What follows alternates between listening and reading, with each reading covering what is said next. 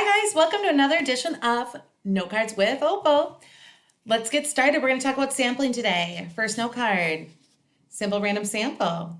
A simple random sample, the best thing you can do is just talk about the hat method, right? Equal size sheets of paper, mix it up, pull out your sample. You need to know about how talking about bias, okay? Don't forget three things when you're talking about bias. What are those three things? Number one, how is it biased? Number two, do the results compare, or how do the results from this biased survey compare to what would have happened if done correctly? Number three, why?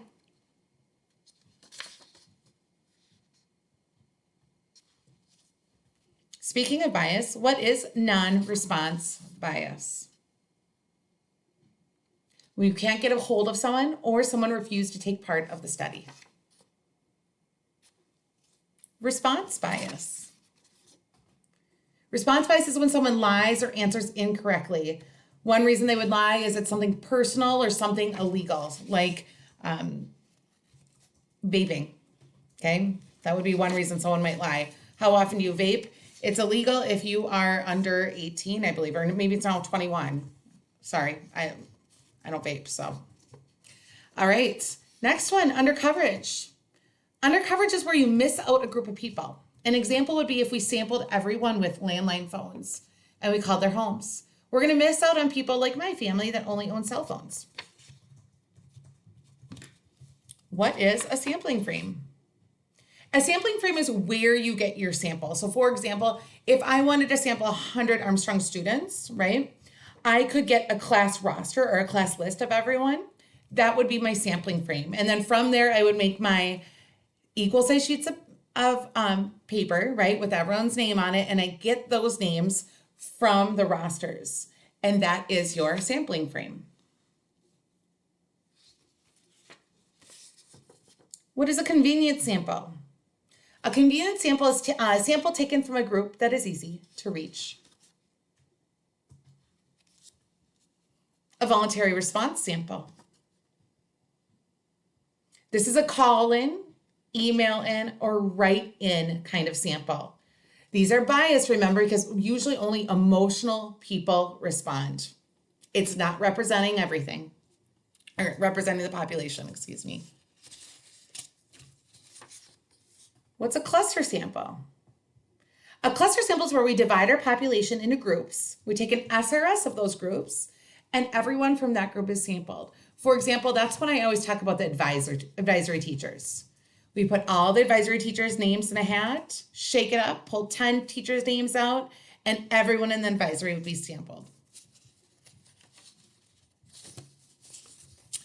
We already did an SRS. What about a stratified random sample?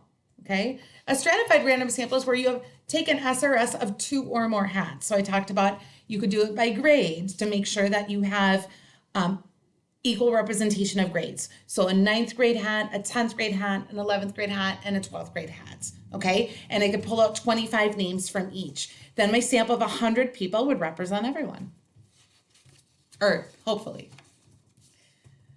We talked about an SRS, but what makes something a true SRS?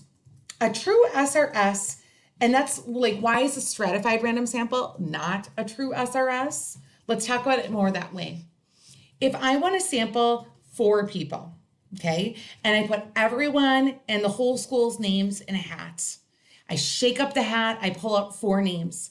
There is a chance if I did a stratified or a simple random sample, I could have all combinations of 4 people. I could have person A, B, C, and D. I could have A, B, C, person A, B, C, and E, okay? But there is a chance, right? I could have all boys in one group and all girls in another group. So we could break them up by gender. So that's a stratified random sample. Why is that not a true SRS? If I had 1 hat with boys, 1 hat with girls, I pull out 2 names from the boys, 2 names from the girls. That's 4 names. I will never have a chance of having 3 boys and a girl, or all girls or all boys. I will always only get 2 boys and 2 girls. A true SRS, you have to have all combinations of the sample size N have this equal chance of being selected from capital N, from the population. If I mess that up, let me know and I'll try to do a better job next time. You do need to know the advantages and disadvantages of SRSs, stratified random samples, and cluster samples. An advantage of an SRS, easy to execute, right? Everyone's name in a hat, equal size paper, don't forget, put the names in a hat, shake it up, pull out 10, 100, whatever that sample size is, okay? What's a disadvantage of that? Like I said before, you could pull out, if you pull out 100 names, it could be mostly lower classmen. That's not representing Armstrong High School, okay?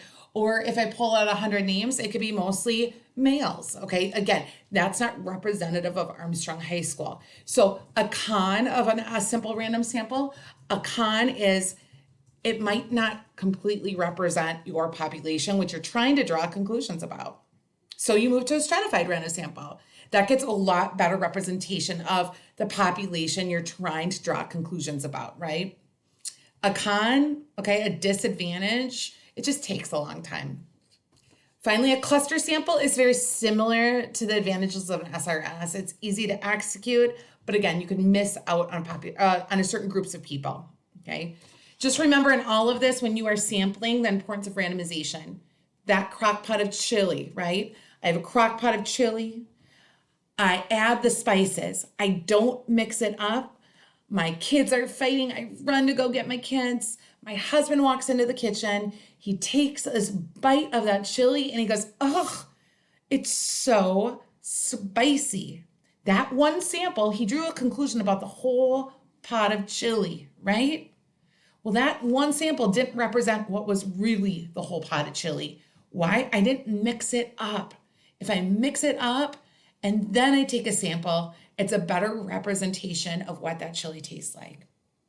All right, you guys, that's it for now. Next Flashcards with Opel will be about experimentation. Take care.